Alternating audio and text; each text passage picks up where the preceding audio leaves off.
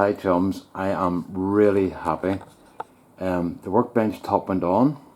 Dermot and me did it between us, but we did it quite easily. What we did was, it was on the bench was on his side, so he lifted one end at a time, and we built them up until we had them at the height of a table, like an old school table that was sitting there. You maybe saw it in the last video.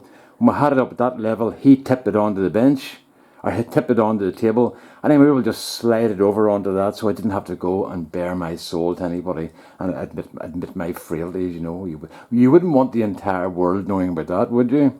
So there we are. It's as solid as can be, and it is.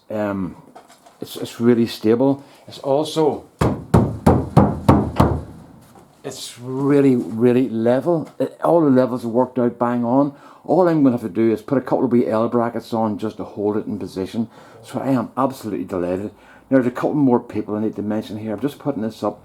I know the height I need to put it to get it right, to get me in the shot. I think that's it there. There's a couple more people I want to mention. There's, I need to go and check this here.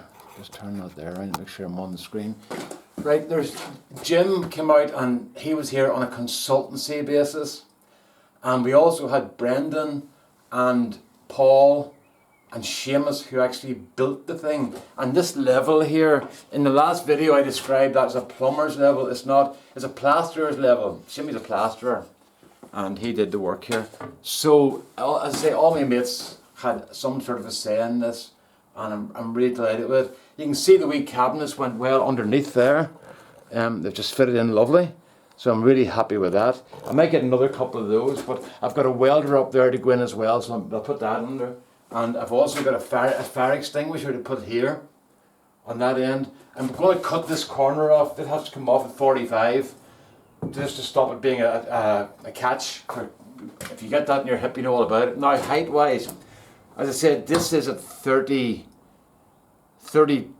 inches, 33 and a half inches, but a standard worktop's about 35, 36. Mine in the kitchen are 36, but Rosie and myself are tall, so your man built them up an extra inch or so. I think they were 36 or 37.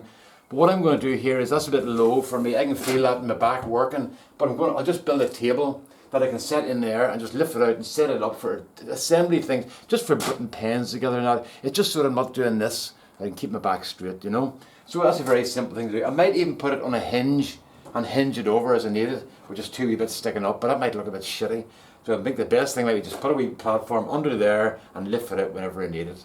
And knowing me, it'll just stay there then, you know. So that's where we are, folks. The only thing I have to do is put a couple of wee L brackets on this, just to stop it sliding off, which it won't because it's really heavy.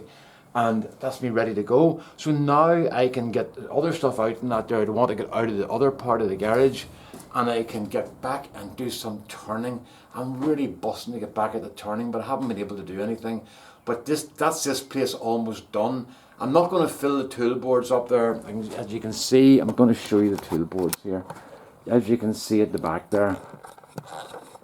As you can see, the tool boards aren't filled right along the back there, along that side. But I'm not going to just put stuff up for the sake of putting it up. I know there's going to be stuff that I need to put up there. Big sort of donut chucks and stuff will go up there.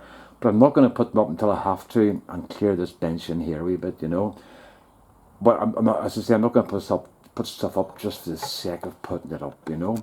So so that's that. That's me happy. I am absolutely delighted with that now, you know. It has worked out really well, and I could not be happier, to tell you the truth.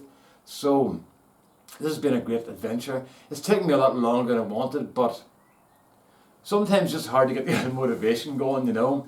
Whenever I told you all that I didn't have time to do this, that was a lie. That was a lie.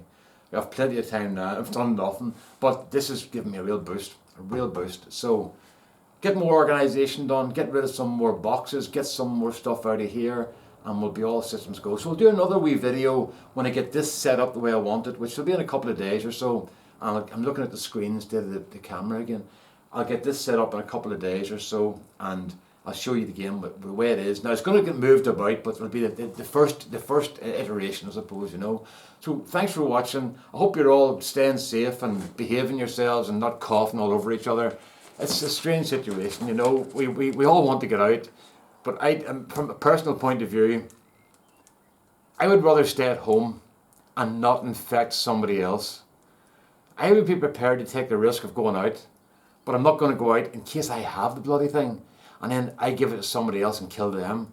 And it's a kind of bit about respect, really, you know. So that's why I'm staying in. Also, I'm not allowed. The doctors sent me all those bloody letters saying I'm not allowed out, so I can't go out anyway. But even if I was, I wouldn't go out, you know, because it's just a respect thing. This isn't over yet, you know. It's by a long way. It's not over yet.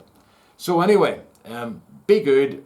Try to behave yourselves, and I hope you get through this okay. Isn't this okay? We're having a joke and laughing all about it, and the funny memes and Facebook and everything. But there's people out there who are suffering, like, you know, really are. Like, I'm in the pig's back here with the workshop and everything else. Imagine being in an apartment with 4 children and maybe not much money and no wages coming in.